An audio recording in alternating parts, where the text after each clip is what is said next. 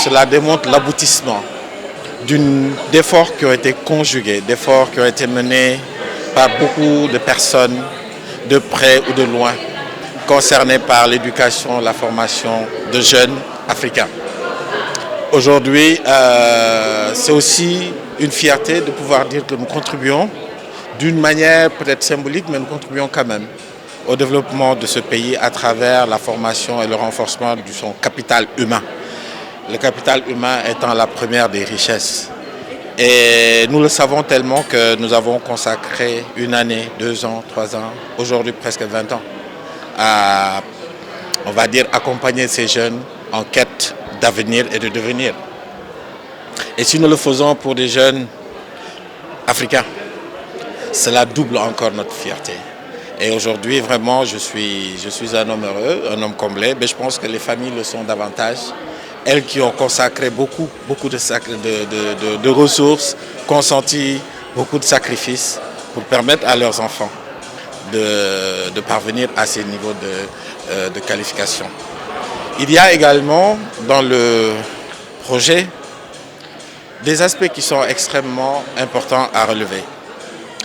Vous savez, quand vous êtes dans un environnement qui, sur le plan économique, est donné pour presque perdant, et que vous voyez aujourd'hui la joie, mais surtout l'espoir que vous suscitez chez tous ces jeunes, leurs familles, vous pouvez vous rendre compte que peut-être ce n'est pas toujours vrai, qu'on n'est pas un continent maudit, on est plutôt un continent béni à travers cette jeunesse que nous avons, cette belle jeunesse que nous avons, qui ne demande qu'à participer au projet du développement du continent. Donc notre rôle à nous, certes modeste, n'est pas négligeable.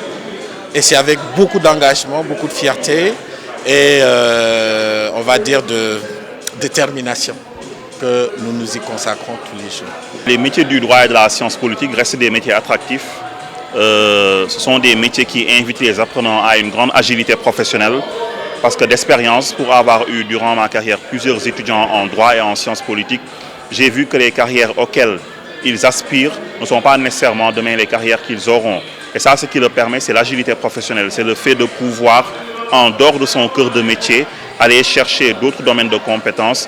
Et je suppose que la formation transversale qu'ils ont reçue leur permet de pouvoir surfer sur cette vague d'opportunités aujourd'hui que le marché africain recèle, ce qui leur permettra de pouvoir se positionner au niveau d'un marché en quête de compétences, en quête de talent.